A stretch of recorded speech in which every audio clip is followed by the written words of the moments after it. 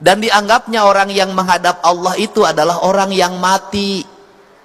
Padahal orang yang menghadap Allah itu adalah orang yang hidup. Dan orang yang tidak menghadap Allah adalah orang-orang yang mati. Sesungguhnya panggilan azan itu adalah panggilan untuk orang agar kematian berubah jadi kehidupan. Mati telinganya, mati tangannya, mati hidungnya, mati matanya, mati lidahnya, mati hatinya. Maka suara azan itu mengingatkan dia untuk segera kembali hidup, agar telinganya hidup, matanya hidup, hidungnya hidup, lidahnya hidup, dan kematian matinya hidup. Kata orang Sunda itu, jaga panon ku awasna, jaga celik ku danguna, jaga irung ku angsena, jaga letah ku ucapna, jaga hate ku ikhlasna. Maka masjid itu sesungguhnya merupakan sumber dari kehidupan dan tempat untuk menghidupkan orang-orang yang mati. Maka orang-orang yang bersujud adalah orang-orang yang hidup. Orang-orang yang tidak pernah bersujud itu adalah orang-orang yang mati. Hari ini doktrin kita setiap hari, setiap orang mengaku mewakili Tuhan.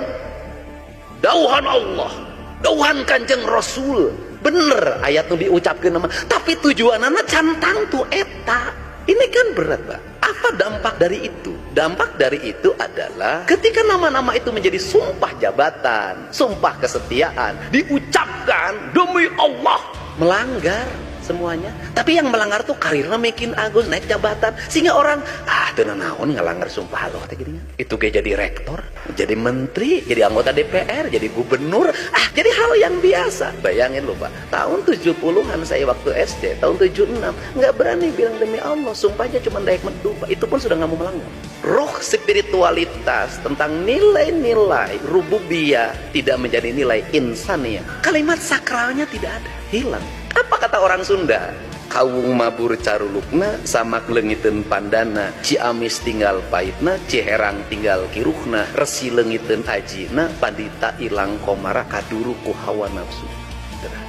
Apakah ini hanya pada kaum agamawan? Tidak. Ini berlaku juga bagi kaum akademis. Seluruh kerusakan yang terjadi di Jawa Barat itu karya kaum akademis.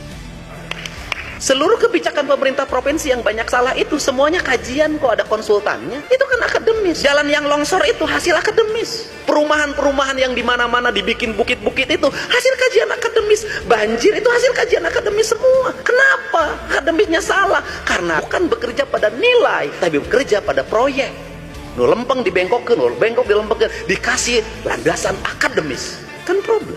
Sehingga kata orang Sunda, derajat yang tertinggi bukan di pikiran, ujang di hati. Karena orang yang pakai rasa, melahirkan cinta. Anak 9 bisa sekolah, ada yang jadi sarjana, yang paling bungsu jadi gubernur. Satu petak sawah tidak terjual, padahal bapak saya pensiunan prajurit kepala. Kenapa? Pakai hati. Kenapa anggaran yang beribu-ribu triliun dalam setiap tahun dipimpin oleh orang-orang profesor, dokter, orang-orang ahli, bansos salah sasaran? Kenapa? Karena semuanya tidak menggunakan rasa sebagai sendi nilai. Itu problem kita, Pak. Karena ini problem kita, maka disinilah perubahan dimulai. Saya mencoba untuk menyajikan, walaupun temporer dan sulit sebenarnya, saya mencoba untuk ini loh peradaban. Kita mulai dari sini, kita mengarah ke sini, kita tujuannya ke sini.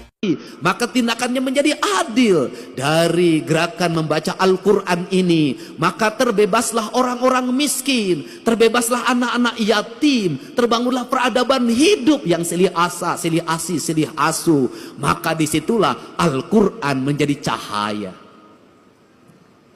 Karena Al-Quran menjadi cahaya, maka Al-Quran bercahaya. Karena Al-Quran bercahaya, maka cahayanya terhampar. Maka Al-Quran tidak hanya dipahami tulisan yang ada dalam mushaf, yang kita lombakan, yang kita pertahankan, yang kita cium ketika ingin membacanya, yang kita simpan di atas kepala kita, yang kita simpan di rekal. Dan ketika kita tidak berwudu, maka tidak berani menyentuhnya, kayak saya NU.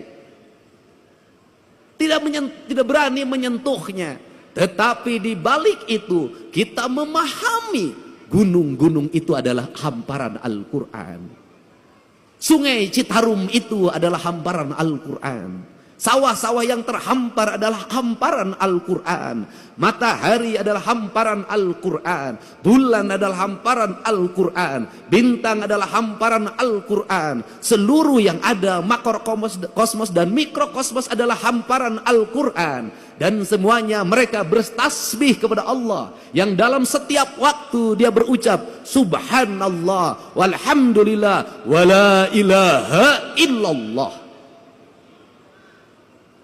Kalau sudah seperti itu, maka surau-surau itu menjadi lentera penggerak. Kalau sudah seperti itu, maka kita adalah manusia yang paling bersyukur. Kenapa? Kita manusia yang paling bersyukur. Al-Quran diturunkan di Jazirah Arabia, di tanah yang tandus dan kering.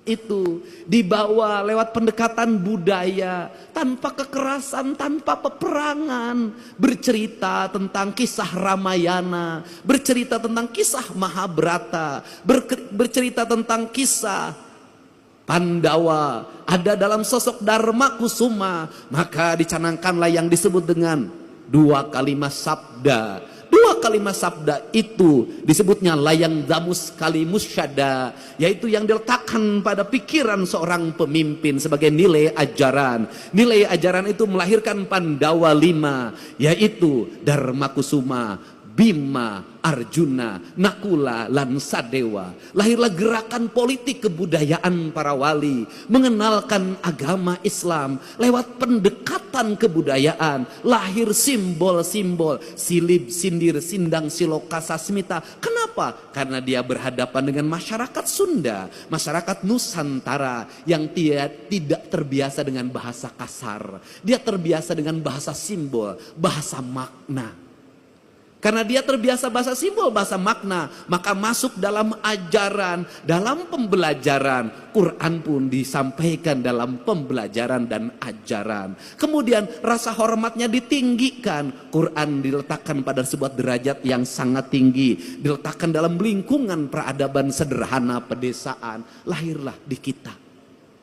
Apa keuntungan kita? Keuntungan kita lebih dari orang Arab.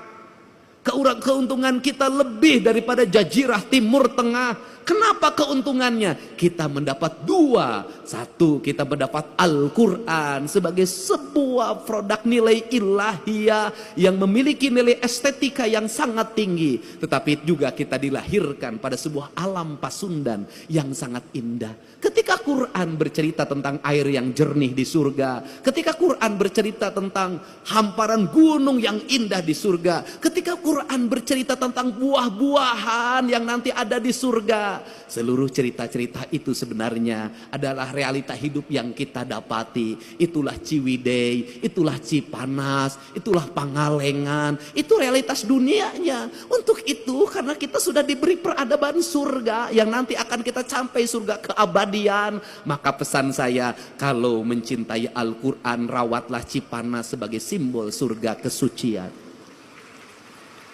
Rawatlah Ciwidey, rawatlah Pangalengan, rawatlah gunung-gunung itu yang melahirkan air yang mengalir, bak sepenggal tanah yang diturunkan dari surga. Rawatlah pohon-pohon itu, karena itu adalah alam yang digambarkan oleh Allah dalam Al-Quran.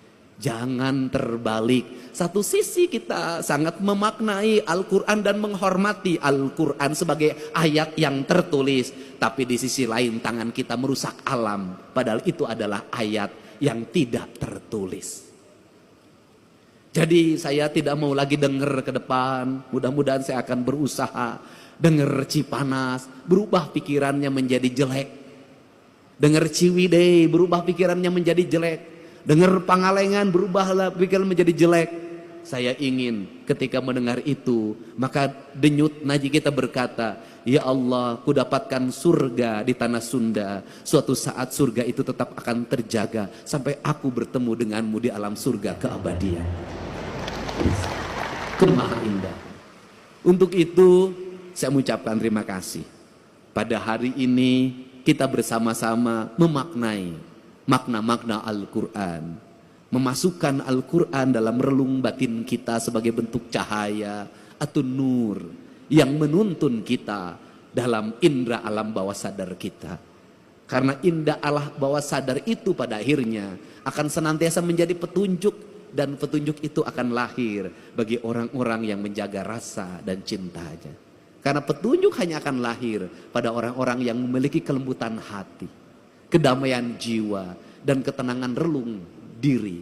Maka peliharalah Al-Quran, simpanlah dia di relung hati kita, dalam isi denyut jantung kita, sehingga hidup kita senantiasa mendapat petunjuk. Dengan kalimat, kata orang Sunda, memahami Allah dalam orang Sunda, pahamilah dari sisi Rahman dan Rahimnya saja sudah cukup. Insya Allah akan hidup tenang, tentram, dan bahagia, walaupun tetap menjadi duda. Saya ucapkan terima kasih. Mudah-mudahan pertemuan ini menjadi pertemuan kebahagiaan, kemuliaan. Dengan mengucapkan Bismillahirrahmanirrahim.